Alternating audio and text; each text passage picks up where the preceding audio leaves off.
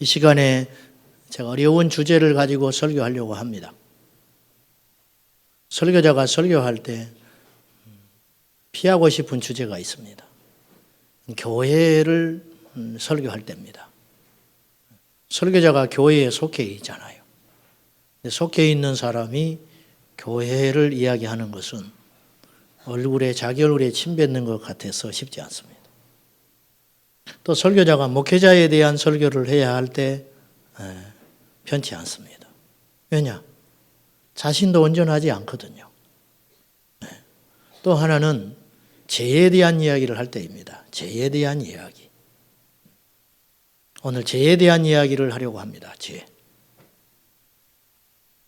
온전하지 못한 사람이 죄에 대해서 설교를 한다는 것은 어불성설이지만 어쩔 수 없이 이 말씀으로 함께 은혜를 나누고 싶습니다. 여러분, 교회는 더 이상 안전지대가 아닙니다. 이걸 전제하고 제가 설교합니다. 자, 쉽게 이야기하겠습니다. 제가 20여 년 전에 읽은 책이 있습니다. 신학을 할 때 읽은 책 중에 굉장히 충격을 받은 책이 있었어요. 그 책 제목이 무슨 책이냐면은 목회자가 타락하면, 그런 책이에요. 그 책의 이야기는 목회자가 타락하게 되면 하나님 나라에 얼마나 치명적인 일이 일어나는가, 이런 이야기인데, 이 저자가 미국 분인데 이 책을 쓰게 된 동기에 대하여 서론에서 밝히고 있어요. 자기가 어쩔 수 없이 이 책을 쓸 수밖에 없었던 이유에 대해서. 이분이 미국에서 어느 지역으로 집회를 가기 위해서 비행기를 탔는데 옆자리에 앉은 분이 기도를 하고 있었어요. 자기가 좌석을 앉으니까. 그 반가운 거예요. 기도를 하고 있었으니까. 당신이 크리스찬이냐? 그랬더니 이 사람이 나는 크리스찬이 아니다. 너, 그렇게 이야기했어요. 그러면 당신은 누구한테 기도를 했느냐? 그랬더니 나는 사탄교를 숭배하는 사람이다. 이제 그렇게 이야기했어요. 이게 20년 전 이야기입니다. 자, 그 책이 우리나라에 대부분 미국의 책들이 우리나라로 번역에 들어오려면은요, 5년에서 길게는 20년까지 봅니다. 미국을 한번 지나간 이야기들이 번역해서 우리나라에 들어온 경우들이 많아요. 그 당시에 사탄교의 이야기가 있었다는 것은 이미 미국의 사탄교가 득세하고 있었어요. 지금부터 20년 전에. 지금부터 세월이 더 흘렀죠. 지금 미국의 캘리포니아 같은 경우는 사탄교를 숭배하는 사람이 수십만이 있다고 그래요. 어쨌든 그러면 당신이 사탄교를 숭배하는, 깜짝 놀랐죠. 그럼 당신이 믿는 사탄에게 무엇을 기도했냐? 이렇게 물은 거예요. 이분이 이렇게 이야기했어요. 나는 전 세계의 교회 목사들이 성적으로 달아가기를 위해서 기도한다. 그렇게 이야기했어요. 안 놀리시네요, 여러분들이. 무슨 그 기도가 그렇게 급하다고 비행기를 타서 그렇게 기도를 하고 있냐 이거예요. 네? 이 저자가 충격을 받은 거예요. 사단의 공격은 훨씬 광범위하게 치밀하게 직접적으로 진행되고 있는데 교회는 깊은 잠에 빠져 있다. 이 문제의식에서 이 책이 시작됐어요. 교회는 안전하지 않습니다. 교회가 안전하지 않다는 표현은 교회가 어떤 외부의 핍박을 받는다든지 어떤 압박을 받는다든지 공권력의 방해를 받는다는 뜻이 아니고, 앞으로 그럴지도 모르겠습니다만은 그런 뜻이 아니고 교회라고 해서 죄에서 안전하지 않다. 그런 뜻입니다. 저는 선교단체를 만들어서 꾸려본 적이 있었습니다. 과거에. 학생들 선교단체. 집회를 했습니다. 집회 끝나고 자기들이 연애를 했습니다. 자기들끼리 눈이 맞았어요. 여러 교회가 합쳐서 같이 활동을 했는데 이놈들이, 저는 몰랐어요. 한 놈이 임신이 됐어요. 하나님의 역사가 일어나는데, 하나님의 역사가 일어나고 있는데 뒤집어지고, 집회 때 말이죠. 이 찬양 인도하는 애가 연애를 해가지고 그런 일이 벌어진 거예요.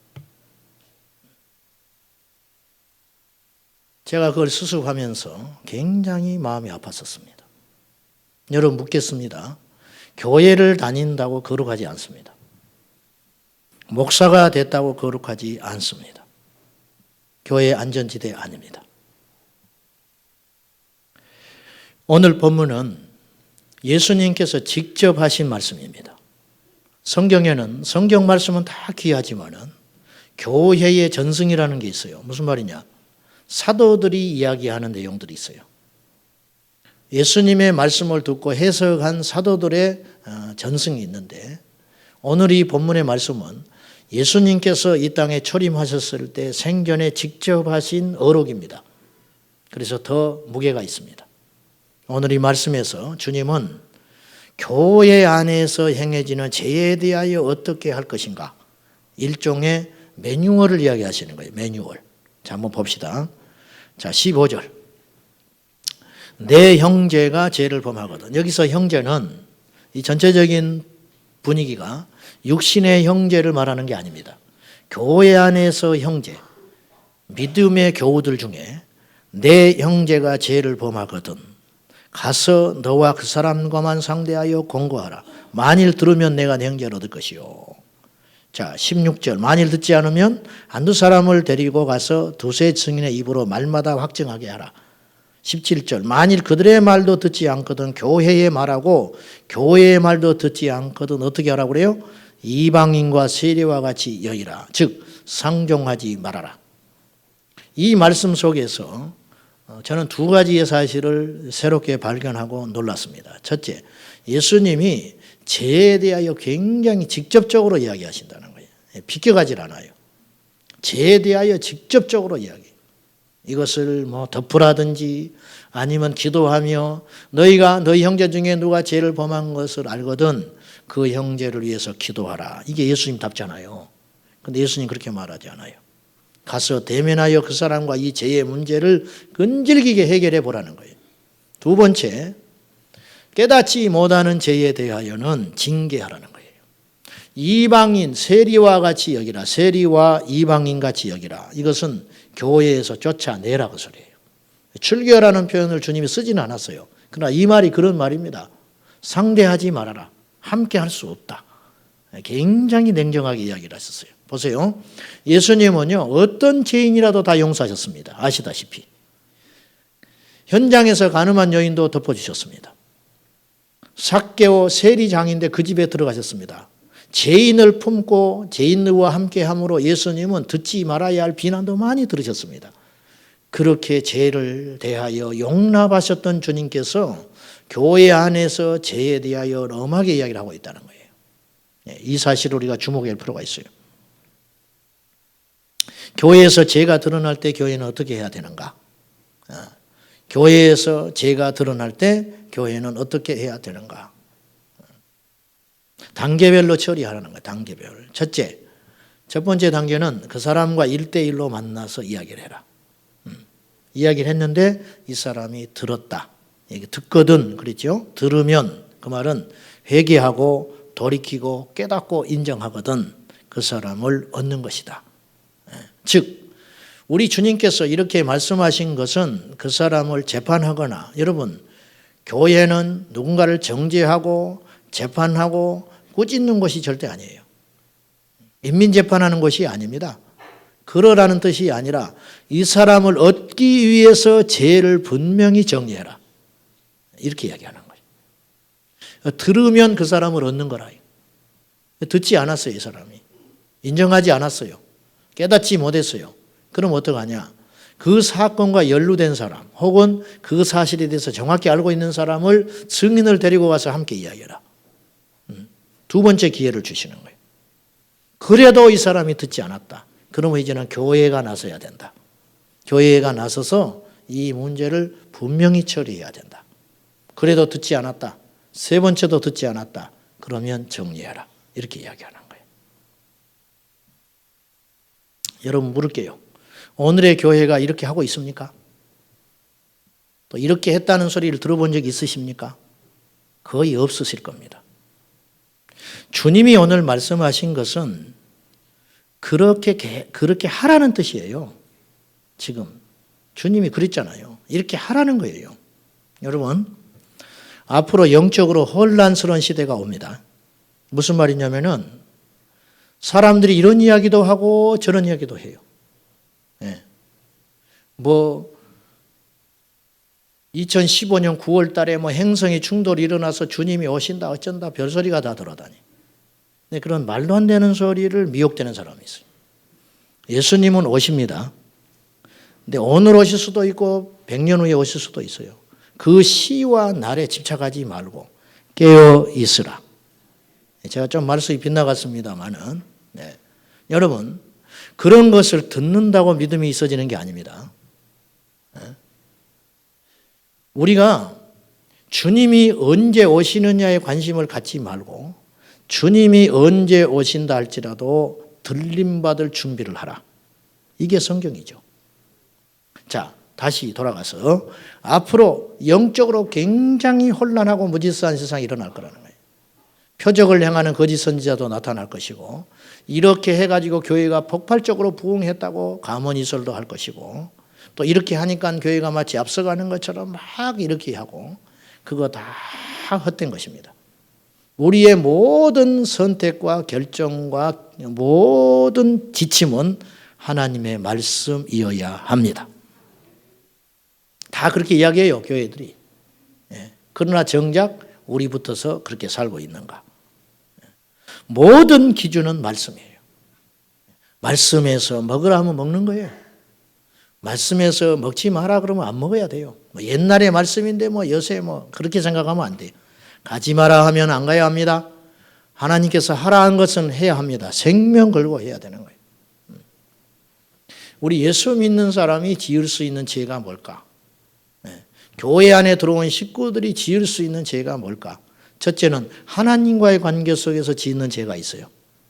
우리가요, 예수님을 믿게 되었기 때문에 죄도 아닌데 죄가 된 게 있습니다. 이를테면 제사. 세상 사람들이 제사 지내는 게 무슨 죄입니까? 그러나 예수 안에 들어온 우리는 제사가 죄입니다.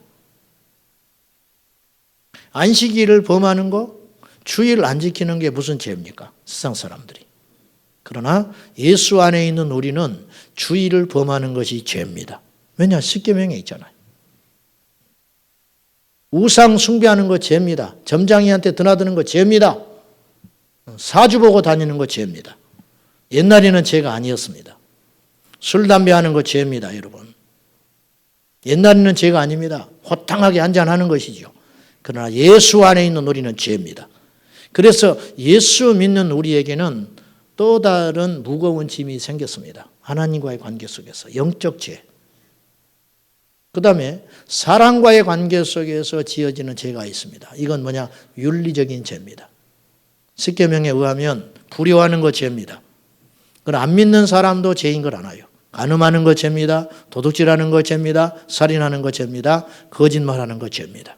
이거는 믿지 않는 자도 죄고 우리도 죄입니다. 우리 성도들과 제가 죄의 유혹에 빠져서 넘어질 수 있는 부분들이 있다면 그런 부분들이 다 우리가 자유로울 수 없어요. 다 넘어질 수 있습니다. 이런 일이 일어날 때 교회는 어떻게 해야 되느냐? 또 주님이 이렇게 하라고 하신 이유는 뭐냐? 이유는 한 가지입니다. 교회를 정결하게 하려는 목적입니다. 교회는 거룩해야 한다는 거예요. 그러나 현실은 그렇지 않지요. 오늘의 교회는 권징을 잃어버렸습니다. 권징이라는 말 들어보셨습니까? 권고와 징계. 오늘 한국교회는 권징을 잃었어요.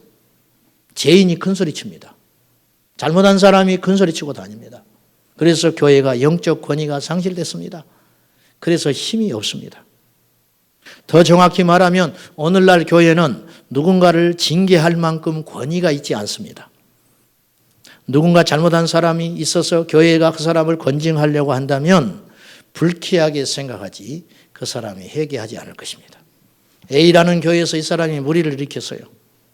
도덕적인 문제든지 무엇이든지 문제를 일으켰다. 그러면 그 교회에서 추방을 했다고 합시다. 그러면 그 교회는 B교회라는 데서 넙죽 받아줄 겁니다. 오늘의 교회는요, 영적 권위를 완전히 상실해버리고요, 오늘의 교회는요, 누구든지 받아주는 서비스 기관이 되어버렸습니다. 누구든지 오라 이거예요. 누구든지. 물론 누구든지 와야 합니다. 교회는. 그러나 오늘 말씀에 아까 15절에 그랬어요. 듣거든 그 사람을 얻는 거다. 안 듣는다. 돌이키지 않는다. 그러면 그 사람은 잃어버리게 되는 겁니다. 이거 이야기하는 거예요. 벨직 신앙 고백이라는 게 있어요. 벨직이라는 말은 과거에는 벨기에와 네덜란드가 한 나라였답니다. 근데 이제 독립을 하게 됐다는데 갈라졌는데 벨직 신앙 고백서라는 게 16세기에 발견이 됐어요. 그건 뭐냐? 그때 벨기에 네덜란드가 한 나라가 있을 때 개혁교회, 그러니까 우리 교회를 말하는 겁니다. 마르틴 루터가 탄생시킨 개혁교회, 개혁교회에 3대 지침서가 있었어요. 3대 표지, 표어가 있었다는 거예요. 그게 뭐냐? 첫째, 개혁교회는 첫째, 순수한 복음을 전파해야 된다. 이게 첫 번째. 두 번째, 그리스도에 의해서 제정된 성례전을 실천하라. 이게 두 번째 명령입니다. 세 번째가 인상 깊어요. 정당한 권징을 교회는 시행해야 한다. 그렇게 이야기했어요. 교회가 끊임없이 죄에 대하여 승리하고 싸우는 삶을 살아야 된다. 이렇게 권면하고 있는 거예요. 오늘의 교회는 자정 능력을 상실했어요. 무슨 말이냐? 스스로 죄를 처리할 능력을 상실했다 그 말이에요. 교회가 똥이 묻어 있으니 똥 묻은 세상을 뭐라고 말 못하는 거예요. 네? 교회가 똥이 묻어 있는데 똥 묻은 세상을 어떻게 소리를 쳐요? 네? 목사가 똥이 묻어 있는데 성도가 똥이 묻어 있는데 어떻게 뭐라고 해요? 니나 잘해라. 그러죠. 망하는 집의 특징이 있습니다. 안 되는 집안의 특징. 아들내미가 술을 먹고 늦게 거해가지고 들어옵니다. 아버지가 불러다가 내 이놈 네가 몇 시인데 지금 이러고 다니냐. 그럼 죄송합니다 아버지. 다시는 안 그러겠습니다. 그러면 그 집은 살아납니다. 그 집은 희망이 있어요. 지금 술을 먹어도 희망이 있어요. 그런데 눈 부릅뜨면서 아버지나 잘하시오. 그 집은요 볼 것 없어요. 다음 대에 망해버립니다. 지금 그대에 아무리 돈이 많고 재벌집이라 해도 그 집은 소망이 없습니다. 질서가 무너지는 가정 공동체는 소망이 보이지 않습니다. 오늘의 교회는 권위가 있는가? 오늘의 교회는 이게 슬픈 현실이에요. 오늘 우리 교회의 위기는 돈이 없는 게 위기가 아니에요. 오늘 교회가 돈이 얼마나 많은데 유력한 사람이 얼마나 많은데요. 교회가 건물이 없는 게 위기입니까? 교회가 지식이 없는 것이 위기입니까? 아닙니다. 교회가 거룩하지 않습니다. 이게 최고의 위기다. 최고의 위기. 옛날엔 종로가 전차가 다녔답니다. 저는 뭐 그 세대가 아니지만은 전차를 타고 다니는데 6.25 동란 끝나고 이런 일이 있었어요. 전차를 타는 사람이 요금을 냈는데 기사가 착각했어요. 요금 내셔야지요. 그렇게 이야기했습니다. 그러자 이분이 이렇게 이야기했어요. 나 예수 믿는 사람이요. 그랬어요. 아무 소리 못했다고 그래요. 기사가 죄송합니다. 사과했어요. 예수 믿는 사람을 몰라보고 의심했으니 제가 잘못했습니다. 그런 뜻입니다. 거기에 먼저 와서 앉아있는 사람들이 있었거든요. 그 사람들이 아무 소리 못했다고 그래요. 조용했어요. 그로부터 60년대 초 10년이 지난 후에 똑같은 현상이 종로 그 전차에서 있었대요. 기사가 물었습니다. 요금 내셔야지요. 저 예수 믿는 사람이요. 그러자 그 기사 반응 웃었습니다. 그리고 그 먼저 타 있던 사람 전부 웃었어요. 예수 믿는 사람이 뭐라고? 돈 내라 말이에요. 예수 믿는 사람 못 믿는 세상이 10년 만에 됐어요. 오늘 여러분이 버스 타가지고 이게 버스 카드 안 하고 또 했는데 오해를 받았다. 요금 찍어야지요. 나 교회 갔다 오는 길이요. 그렇게 말할 자신 있습니까? 엄두도 안 나잖아요. 내가 목사인데 그 소리 못합니다. 교회는요 지금 권위를 잃었어요. 우리가 자초한 겁니다. 왜? 죄에 대하여 깨끗하지 않기 때문에. 한국교회는요 초기에 권징이 있었습니다. 주기철 목사님, 저분이 순교자이신데 원래 이름은 주기복이었다고 그래요. 주기복 목사님이었는데 이 이름이 또 뭐냐? 복을 구한다는 것이죠. 근데 이분이 예수님을 만나고 성령 경험하고 이름을 바꿨어요. 주기철. 철저히 기독교 신앙을 내가 신앙한다. 그래서 주기철로 이름을 바꾸셨다고 그래요. 호적은 주기복이었나 봐요. 이분이 부산 초량교회에서 목회하실 때 이분이 단순히 우리는 순교자로 알고 있는데 이분은 탁월한 영적 권위를 갖춘 목사님이었어요. 부산 초량교회에서 목회하실 당시 젊으실 때인데도 불구하고 재임할 당시 당회록을 보면 다음과 같은 내용이 나온다고 합니다. 교회에서 권징을 해가지고 책벌한 사례들이 기록되어 있어요. 어떤 사람들을 체포했느냐? 불신자와 결혼하는 경우 교회에서 체포했습니다. 간음하는 경우, 첩을 두고서 한 경우 교회에서 두말할 것 없이 체포했습니다. 목사의 허락 없이 안수기도를 하고 다니는 행위 체포했다고 해요. 그 다음에 네 번째, 장기 결석자 체포했습니다. 자, 보세요. 이제 두 가지 정도는 이해가 돼, 우리가. 간음을 했다. 뭐 말할 필요도 없죠.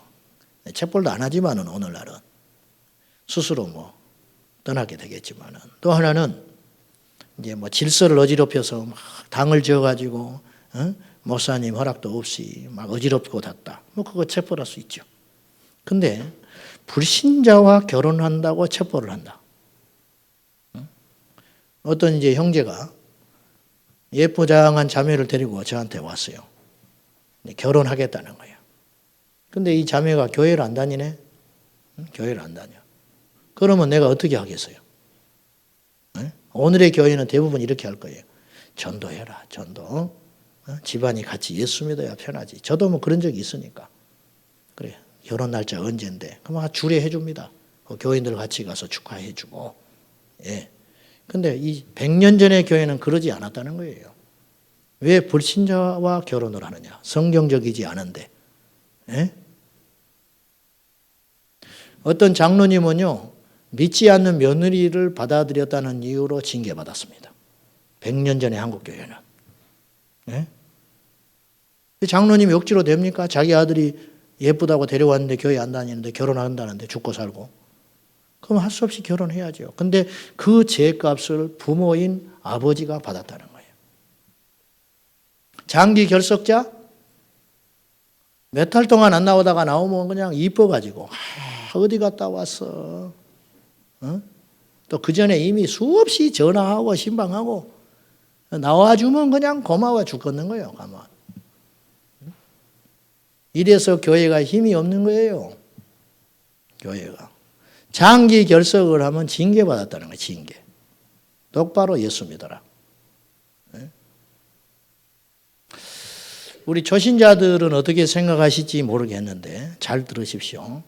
이제 교회에 나오신 지 얼마 안 된 분도 계시고 또 뭐 1, 2년 된 분도 계시고 그러는데 여러분 예수님을 믿는 것은요 전부를 거는 겁니다.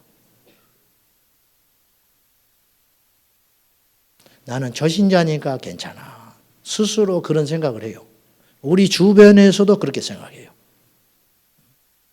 성경책 안 갖고 오는 건 당연한 것이고 헌금은 뭐 엄두도 못 내는 것이고 새벽 기도는 뭐 죽었다 깨도 못하는 것이고 그걸 당연하게 생각해요. 자, 10년 후가 지났어요. 뭐가 달라집니까? 10년 후가 지났어요. 뭐가 달라지냐 이거예요. 계속 초신자라. 계속 초신자. 저는 그거 못 봅니다. 저는 그거 못 봐요. 성경적으로 보면 그건 아니라 이거예요. 성경적으로 보면 그건 아니다.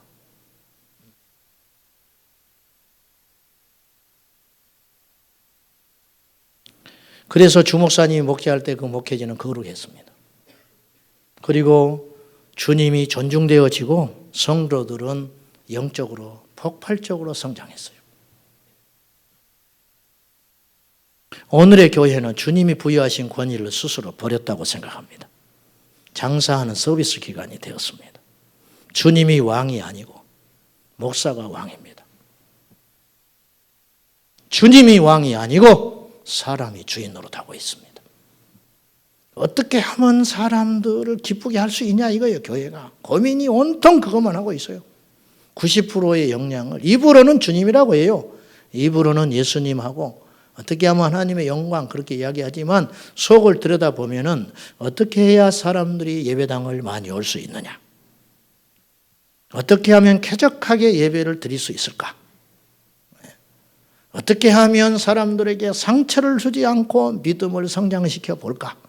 이런 거에 대해서 온갖 역량을 다 쏟고 있습니다.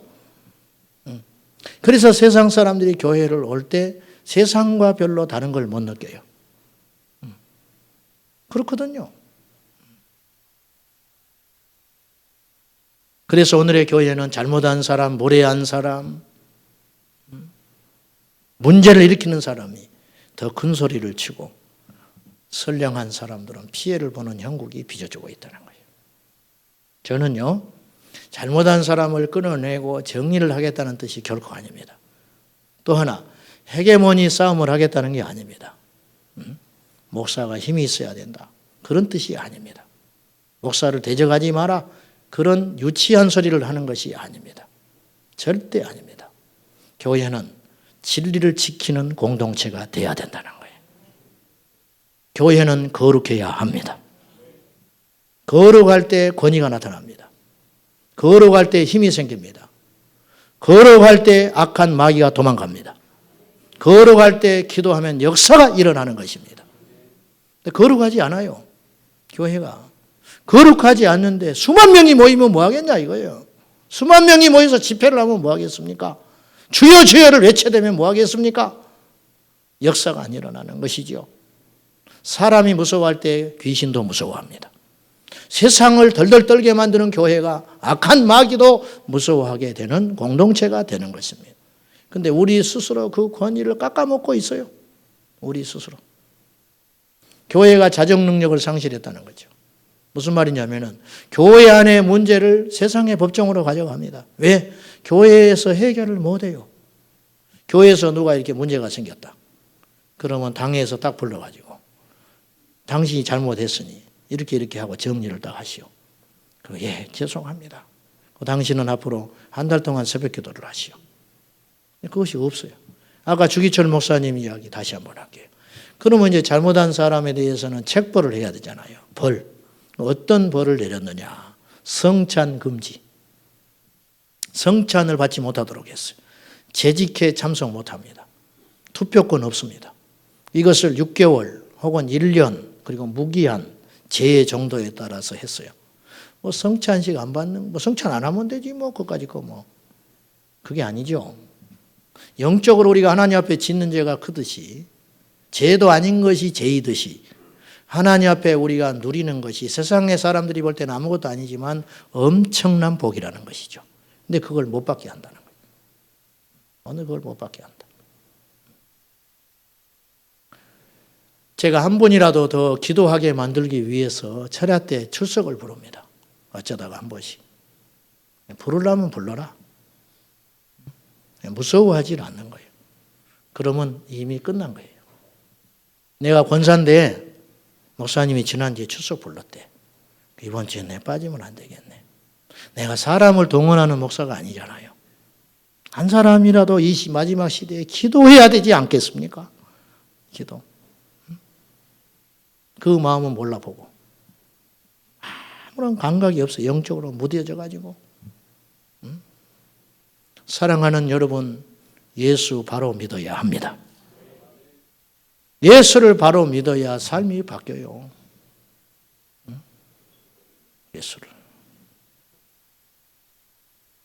똥 묻은 개가 똥 묻은 세상을 나무래니 세상이 꼼짝 안 합니다. 우리나라의 비극적인 역사를 보십시오. 일제 잔재를 청산하지 못해가지고 우리나라 정통성이 세워지지 않아서 지금까지 홍역을 앓고 있습니다. 일제 순사 앞제비 했던 사람이 우리나라가 독립하고 나서 전부 옷만 갈아입었어요. 일본 순사 앞제비가 우리나라 경찰이 됐습니다. 이 사람들이 앞장서 가지고요 독립군들을 전부 빨갱이로 몰아서 다 죽였어요. 우리나라 독립을 위해서 앞장섰던 만주로 어디로 가서 목숨 걸고 항일투쟁했던 사람들은 국내에 좌익으로 몰려서 들어오지도 못하고 겉에서 떠돌다가 다 죽었고 잡히면 맞아 죽었어요. 이게 우리나라의 비극적인 역사예요. 죄를 정리하지 못하니 나라가 기강이 없는 거예요. 그 후유증을 지금까지 앓고 있습니다. 이제는 내가 볼 때는 청산 못합니다. 뿌리가 너무 깊고 위장돼 가지고 못 고쳐요. 일본의 아베 총리를 보십시오. 자기 죄를 인정하지 않잖아요.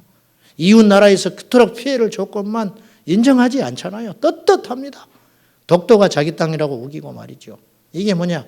역사의 반인륜적인 이슬을 하고 있는 거예요. 왜냐? 죄를 깨닫지 못하는 거예요. 그래서 세상이 거꾸로 가는 겁니다. 예수 믿는 우리도 마찬가지라. 예수 믿는 우리도. 과거에 이런 일이 있었어요. 우리 성가대원들 중에 연습하다가 싸워가지고 멱살을 머리끄댕이 잡고 싸운 일이 있었어요. 우리가 그렇다는 게 아니고 그랬는지도 몰라. 내가 몰라서 그렇지. 서로 그냥 이렇게 잡고 싸웠다는 거예요. 여자들은 머리를 잡고 싸우는지 몰라. 머리끄댕이를 잡고 싸웠다는 거예요. 이게 딱 교회에 들려왔어요. 어떻게 해야 됩니까? 시끄러 속썩거리니까 뭐 그럴 수도 있지. 사람들이 다 성숙해야지 과정인데 뭐. 옛날에 교회는 그러지 않았어요. 둘이 딱 불러다가 올 연말까지 찬양대 하지 마라. 네? 하지 말고 성찬 금지. 주일 예배만 참여하는 마음으로 참석하시오. 딱 그랬어요. 그 두 사람이요 순종했어요. 교회 안 떠났습니다. 상처 안 받았습니다. 그리고 그 다음 해에 완전히 달라졌어요. 찬양대 다시 복귀했습니다. 이것이 교회입니다. 이것이 교회라. 그것이 없다 이거예요. 그것이. 노블리스 오블리제라는 말을 들어보셨죠? 이 불란서 말인데 노블리스라는 말은 닭의 벼슬이라는 뜻이에요. 닭 벼슬. 예. 오블리제라는 말은 계란의 노른자 그런 뜻이랍니다. 예, 무슨 말이냐? 노블리스 즉 닭이 이 명예를 얻으려면 자랑을 하려면 오블리제 하라. 계란을 낳는 닭이 큰 소리 칠 수 있다. 그런 뜻이에요. 즉 가진 자의 솔선수범. 이것이 노블리스 오블리제입니다. 가졌으면 베풀어라. 높이 올라가 있으면 전쟁터에 앞장서라. 이게 노블리스 오블리제입니다. 너희들이 예수를 믿으면 세상에 가서도 도덕적으로 깨끗한 삶을 살아라. 의무를 다해라. 그래야 너희들이 존경받는다. 100년 전 한국교회는요. 굉장히 숫자가 미미했습니다. 민족대표 33인 중에 16명이 기독교인이었습니다.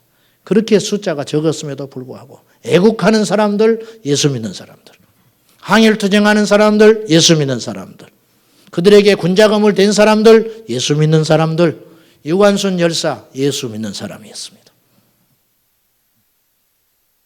이분이 이런 말을 했어요. 내가 한스럽고 슬퍼하는 것은 나라를 위해서 내 목숨이 바칠 것이 하나밖에 없다는 것이 통탄할 일이다. 이런 말을 했다고 그래요. 예수 믿는 자매, 나라도 사랑할 줄 알았다. 그래서 사람들이 교회를 무서워하고 두려워하고 존중했다는 거예요.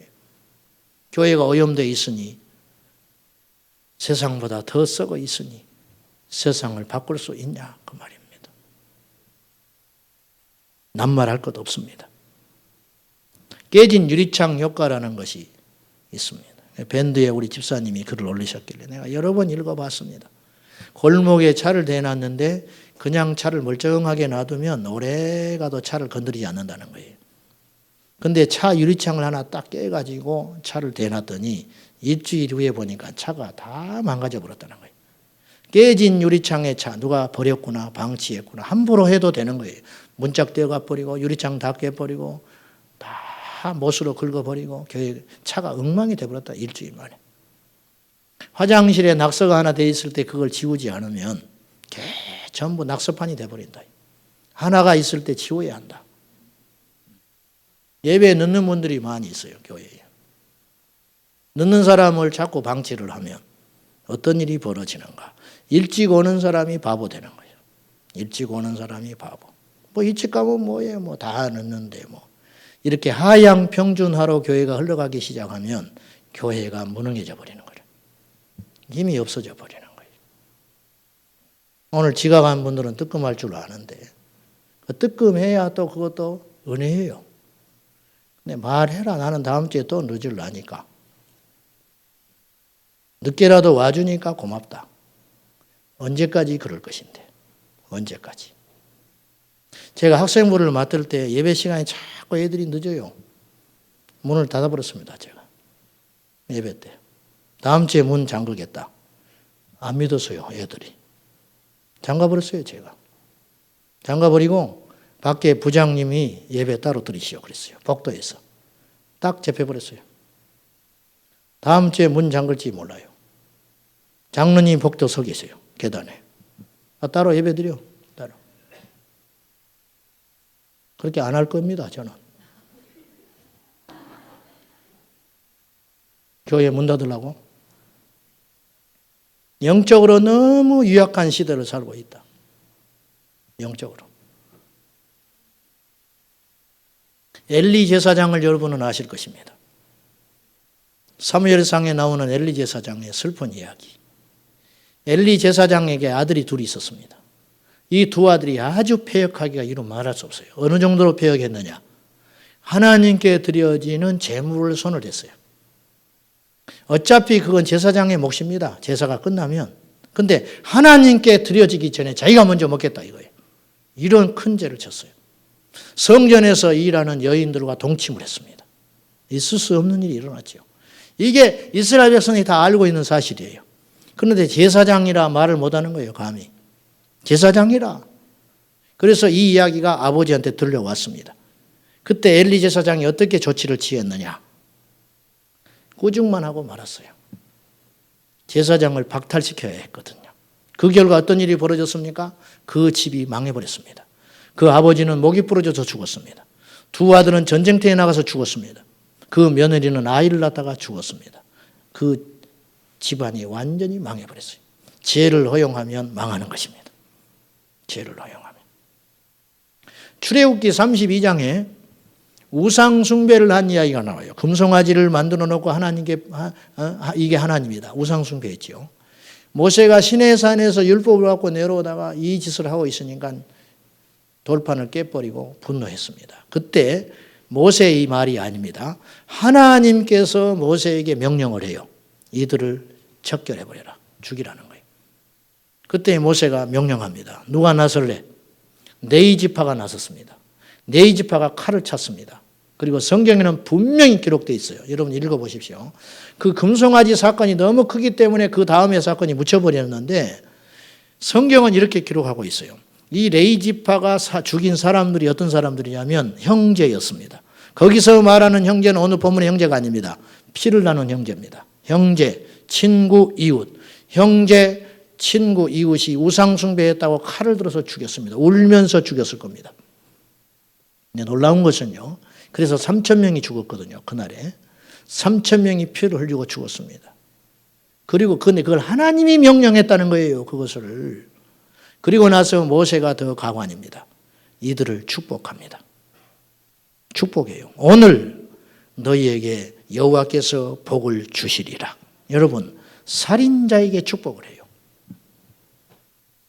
살인자에게 축복을 한다니까요. 성경에는. 왜 그러는가? 죄를 척결했기 때문에.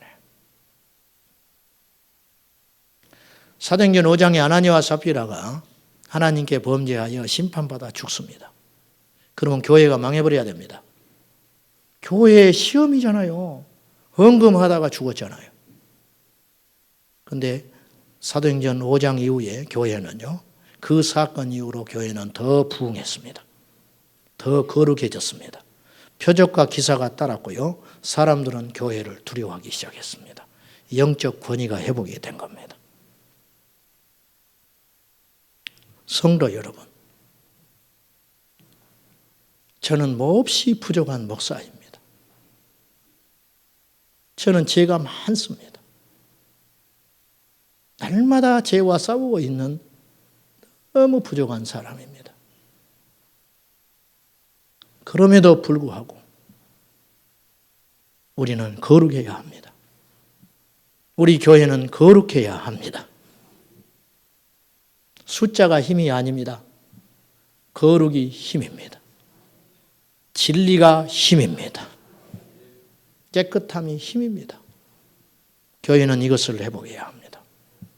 앞으로 우리 교회는 이 성경의 지침에 의해서 행할 것입니다. 우리 장로님들 당연히 더욱더 성도들을 살피고 섬기겠지만 죄에 대해서는 분명히 하겠습니다. 사랑하는 성도 여러분, 우리 모두 말씀에 굳게 서서 인간의 감정과 정에 따라서 신앙생활하지 말고 오직 진리 대신 주님의 말씀을 온전히 쫓고 믿음으로 승리하시기를 예수님의 이름으로 축복합니다. 교회는 사랑 공동체여야 합니다. 그렇습니다. 7번씩 70번이라도 지은 죄도 용서해 줘야 합니다. 그러나 전제가 있습니다. 회개한 사람, 깨닫는 사람, 그 사람은 숫자를 제한하지 말고 받아들여라. 그러나 깨닫지 못한 죄에 대해서는 엄하게 해라. 이것이 성경입니다. 교회는 사랑 공동체여야 합니다. 교회는 누군가를 재판하고 정죄하고 그러는 것이 절대 아닙니다. 그럼에도 불구하고 교회는 진리를 사수하기 위해서 전부를 이룰 준비도 할 수 있어야 합니다. 이것이 교회입니다. 우리 교회가 그런 교회 될 수 있기를 예수님의 이름으로 축복합니다. 기도하겠습니다. 하나님 부끄럽습니다. 하나님, 우리가 거룩하지 않으므로 주님 앞에 몹시 부끄럽습니다. 우리를 불쌍히 여겨주셔서 죄와 싸우되 피 흘리기까지 싸우게 하시고 우리 제자광성교회 모든 지체들은 죄의 두려움을 깨닫고 날마다 승리하는 삶 살도록 도와주시옵소서. 예수님의 이름으로 간절히 기도하옵나이다. 아멘.